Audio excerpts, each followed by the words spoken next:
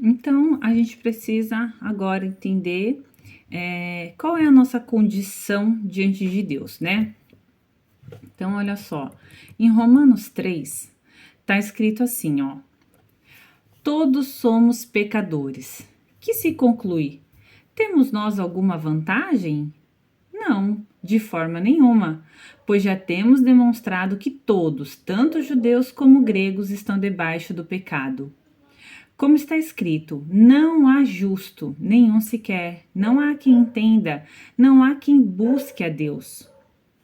Todos se desviaram e juntamente se tornaram inúteis. Não há quem faça o bem, não há nenhum sequer. A garganta deles é sepulcro aberto. Com a língua enganam, veneno de víbora está em seus lábios. A boca deles, a boca eles a têm cheias de maldição e amargura. Os seus pés são velozes para derramar sangue. Nos seus caminhos há destruição e miséria. Eles não conhecem o caminho da paz. Não há temor de Deus diante de seus olhos. Ora, sabemos que tudo o que a lei diz é dito aos que vivem sob a lei, para que toda boca se cale e todo mundo seja culpável diante de Deus. Então aqui, quando o apóstolo Paulo está escrevendo esta carta aos crentes de Romanos, ele está falando sobre a justificação pela fé. Aqui a gente volta naquele contexto que a gente tinha falado, né? Olha só, ora sabemos que tudo o que a lei diz é dito aos que vivem sob a lei. Então, aqueles que vivem em pecado, a lei veio para mostrar que eles estão em pecado. Entendeu? É disso que eu estava falando. Para que toda boca se cale e todo mundo seja culpável diante de Deus. Então, assim, só para a gente entender aqui o contexto histórico, deixa eu só fechar minha porta. Quando o apóstolo Paulo ele está escrevendo essa carta aos crentes de Romanos, ele está falando sobre a justificação pela fé. Então aqui os judeus ele é a tribo de Judá, né, dos 12 filhos de Jacó. Eles são os remanescentes da época do exílio lá da Babilônia, né? Então, assim, dessa tribo que vem Davi e que vem Jesus. Esse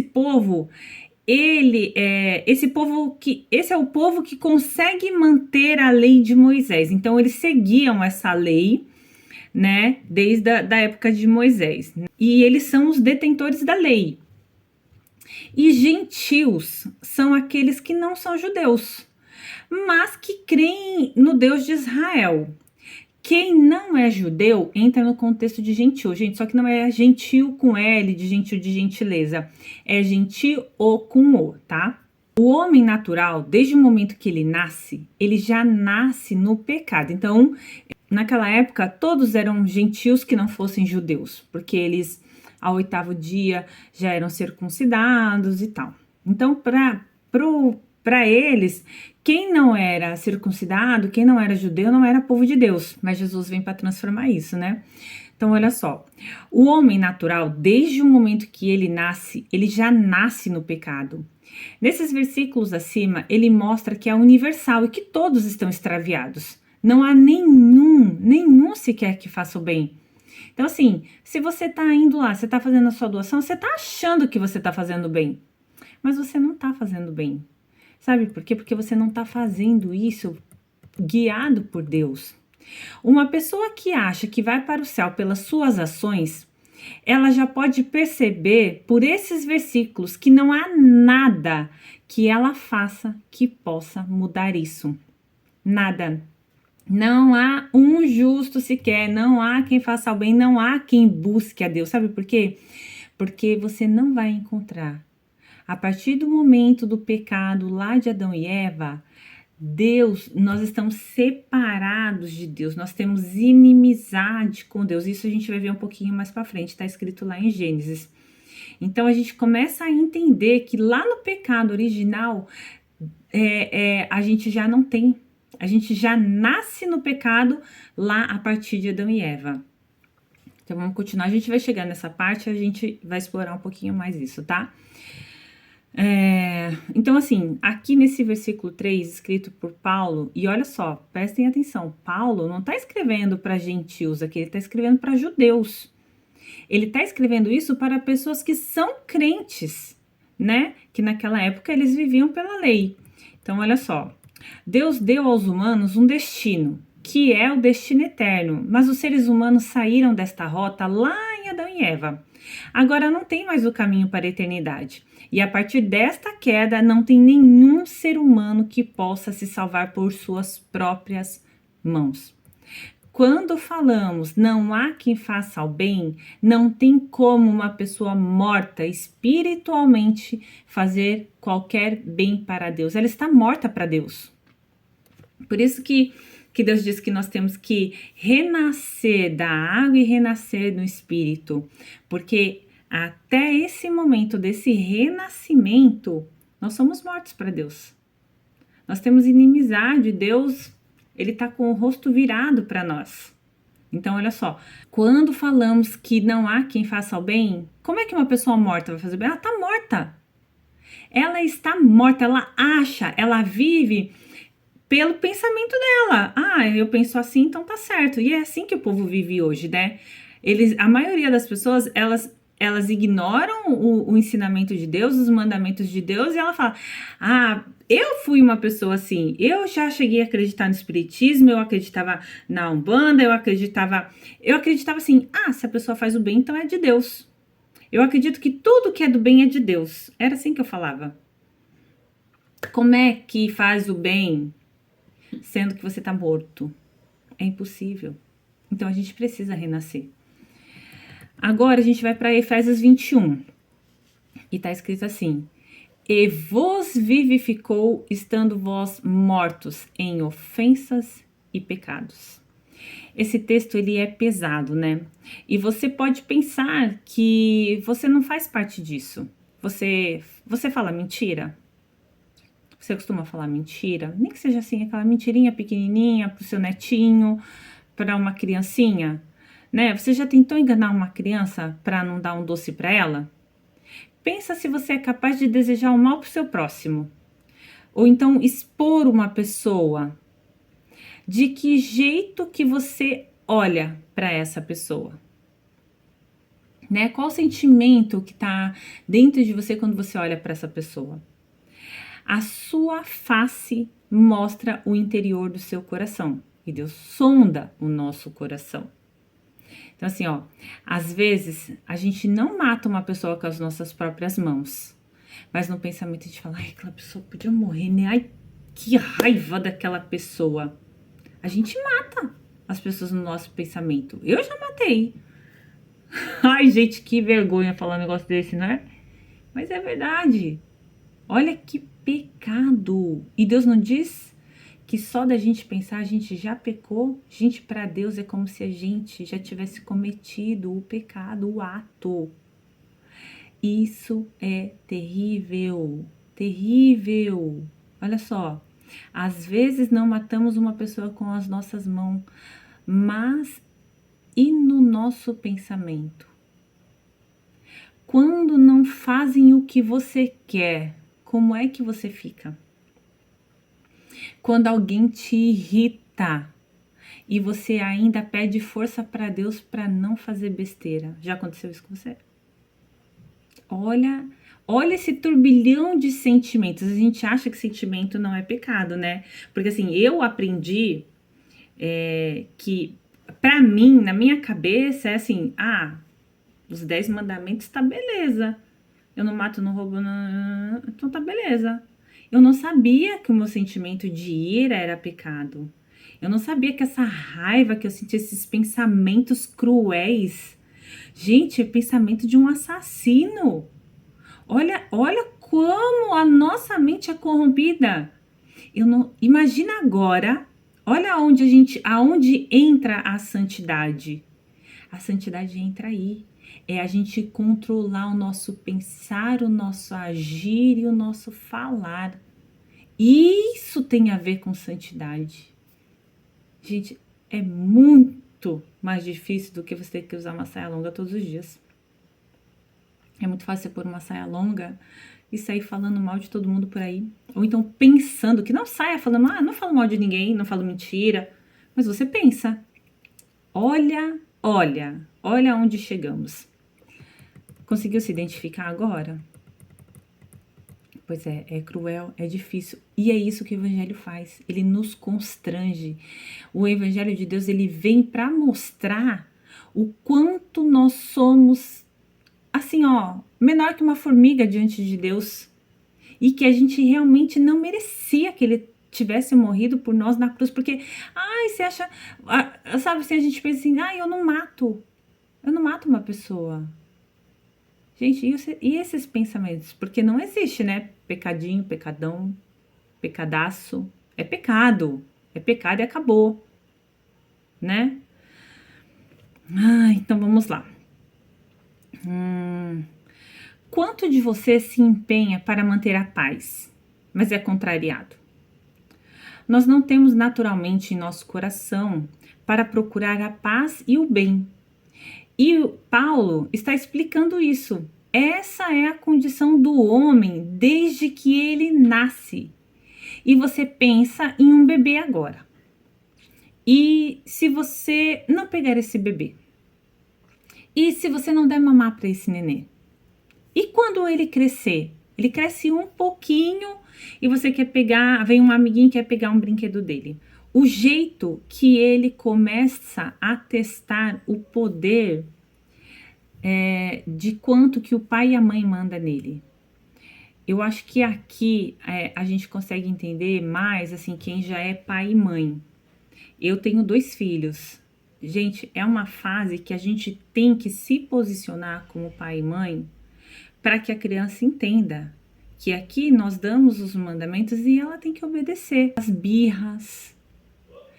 Essa é uma inclinação para o mal natural que todo ser humano tem. Porque a origem dela está lá em Adão. E essa criança que ela é criada longe da palavra de Deus, o que ela se torna? Quando ela é criada longe do Espírito de Deus, do Espírito Santo. O que se torna essa criança? Você já prestou atenção que para desobedecer ninguém precisa ensinar? Para fazer birra ninguém ensina, por quê? Porque isso é natural. É desde quando a gente nasce. Então, o que acontece? Gisele, mas ela é só uma criança, é só um bebê. Sim, gente, mas se uma criança, a gente pode ver nesse mundo o que está acontecendo com o mundo. Olha só, se a criança ela não tem uma mãe ou um pai que esteja ali unido, ou só uma mãe, que quantas mães criam filhos maravilhosamente bem sozinhas? É difícil, mas algumas conseguem. Olha só, presta atenção. Se não é a graça de Deus, na vida dessa criança e dessa mãe, para ensinar ela o caminho certo, ser educada, não ser egoísta, dividir, obedecer, aonde essa criança vai parar? Como é que ela vai ser? Então é isso que eu tô falando. Hoje eu consigo ver isso sendo mãe. Eu consigo ver as situações que acontecem com os meus filhos na escola, com os amigos que não são tão educados quanto eles, que não têm a palavra de Deus quanto eles. É muito claro isso. Muito claro.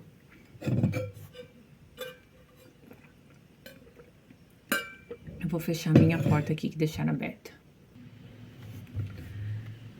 Então vamos lá. Romanos 3:23.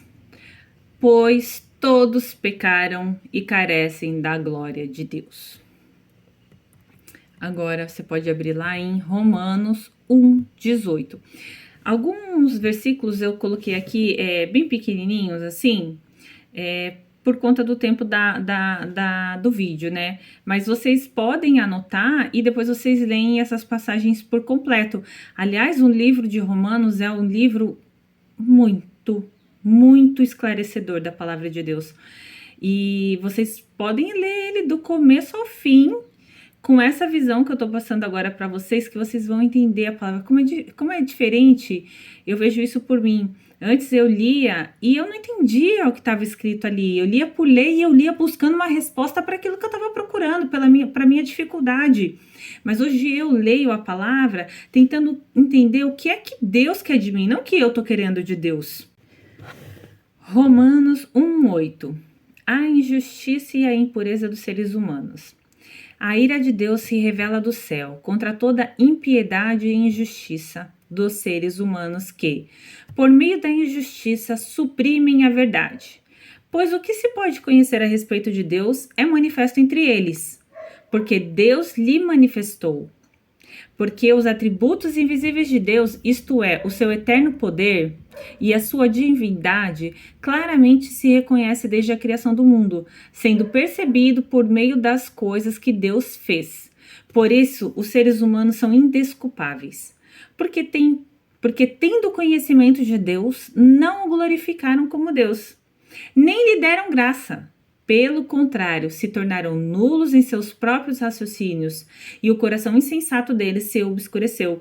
Dizendo que eram sábios, se tornaram tolos, e trocaram a glória de Deus incorruptível por imagens semelhantes ao ser humano corruptível, às aves, aos quadrúpedes e aos répteis. Aqui podemos ver que não adianta dizer que você não conhece Deus.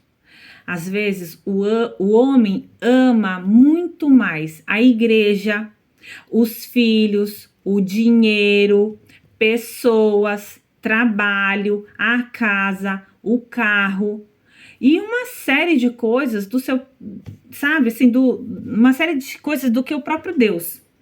Ele ama muito mais a criação do que o Criador. Pegou essa, né, gente? Ai, quando eu ouvi isso, eu falei, é a pura verdade. A gente vive em busca da criação e não do Criador. Isso é muito real. Deus criou o homem para a glória dele. Quando o homem troca Deus para buscar se satisfazer, para buscar se preencher. Então, assim, quando você vai na igreja, você está indo para buscar a glória de Deus, para buscar a vida eterna, para entender o que Deus quer de você aqui na terra, para você cultuar a Deus, para você louvar por Ele, para você levantar suas mãos e agradecer por tudo o que você tem feito, ou você está indo buscar satisfazer as suas necessidades humanas? Os desejos do seu coração. Ai, eu queria tanto isso, será que Deus é comigo? Gente, é tão simples saber o que Deus quer de você. Você não precisa que ninguém te fale. Deus é muito claro. Então, assim, para buscar se satisfazer, para se preencher, a ira de Deus certamente se revela. Porque o pecado fere a Deus. Esse pecado, ele recaiu sobre toda a humanidade desde que Adão e Eva caíram em pecado. Então, olha só, por que Deus se ira, né, com o pecado? Ele se ira porque fere os atributos de Deus, fere os mandamentos, fere porque não foi para isso que a gente foi criado. Porque nós ofendemos a Deus e ele se opõe de forma firme e absoluta contra tudo aquilo que é contra os planos dele. Aqui podemos ver a idolatria. Nós trocamos nossa segurança, a nossa satisfação, proteção e felicidade em Deus e depositamos esses sentimentos em outras coisas e objetos. A gente passa a se satisfazer com as coisas que Deus dá. Então, não é Deus que satisfaz o nosso coração, são as coisas que Ele criou. Temos ídolos dentro de nós, no casamento, no filho, no marido, no dinheiro, tudo aquilo que a gente já tinha falado antes. A idolatria é tudo aquilo que toma o lugar de Deus no seu coração.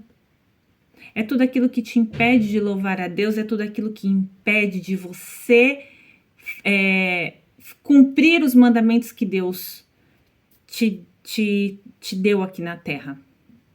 Quer ver um exemplo muito simples que eu vou dar aqui, e é um exemplo que acontecia comigo. Então, assim, Deus preparou para mim uma casa, eu moro na praia e a minha família queria vir me visitar. E não só eu e meu esposo, a gente ficava, ai, nossa, mas, ai, vai fazer bagunça, ai, vai sujar, ai, isso, ai, aquilo. Daí, assim, às vezes eu impedia até as pessoas de brincarem na piscina. Ai, por quê? Porque, ai, vai sujar o chão.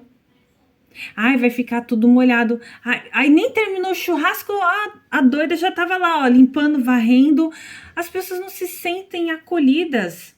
As pessoas, a gente tá ali naquele momento em família para viver aquele momento em união em família, para curtir, para desfrutar, para rir, né? Para se respeitar, para se amar. E a gente tá ali preocupado com o que vai acontecer com a casa. Lógico, a gente tem que cuidar daquilo que Deus tem nos dado, mas a gente tem que saber aonde que é esse limite. Se tornou assim uma coisa tão assim que a minha preocupação com a casa era tanta de manter limpa o tempo inteiro. Ai, vai chegar, gente, tem que ver que tá limpo. Já vira uma mistura de idolatria com vaidade, porque as pessoas precisavam ver o quanto eu era limpo, o quanto eu sou organizada. E se tirar do lugar eu já ficava doida. Gente, olha como isso vai tomando o lugar de Deus. Vocês conseguem entender? Eu limpo a minha casa hoje para receber bem a minha família, para receber todos. Não, porque a casa tem que estar limpa todos os dias. Limpo todos os dias para que meus filhos estejam bem acomodados, traz saúde e tudo mais. Mas tô falando no contexto que eu vivia antes, né? Além de estar limpo o tempo inteiro, acontecia tudo isso quando eu ia receber as pessoas. Então, assim, eu limpo, eu recebo as pessoas, eu participo, eu nem participava de tão, sabe, preocupada com isso, com aquilo, e me mostrar limpa e não sei o quê. Hoje não. Hoje as pessoas, eu recebo as pessoas com amor, com carinho. Eu queria que elas viessem, eu também recebia com amor e carinho, mas eu ficava nisso. Então, assim, hoje o meu tempo é para receber, é para viver aquele amor, é para estar ali com eles, é para aproveitar aquele momento para falar o quanto Deus é bom na minha vida, para falar de Deus, para compartilhar. Gente, olha, vamos celebrar aqui essa união, porque isso aqui é permissão de Deus, né? Depois junta todo mundo e limpa. E se não juntar, também limpo sozinho. O importante é que eu tive a oportunidade de mostrar Deus na minha vida. Eu tive a oportunidade de falar de Deus ali para todo mundo, sabe? Deles verem, nossa, olha essa transformação, né? Então, assim, Deus tirou isso de mim e vem tirando cada vez mais. Graças a Deus, eu vivo tranquila. Aquilo perturbava a minha mente, então eu não vivia a paz que excede todo entendimento. Olha como você perde a sua paz fazendo aquilo que Deus não manda.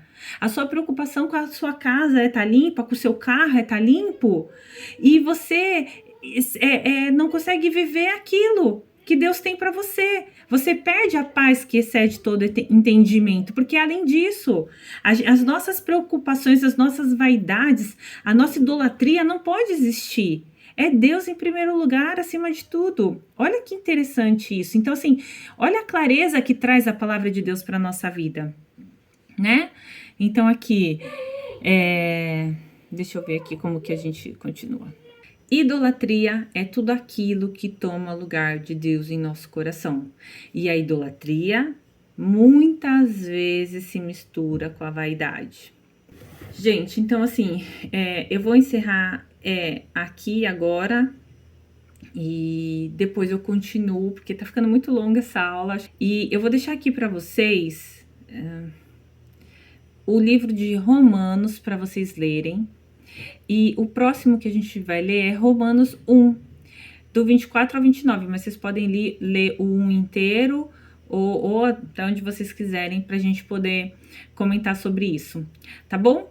Então é isso, gente. Deus abençoe e até o nosso próximo vídeo.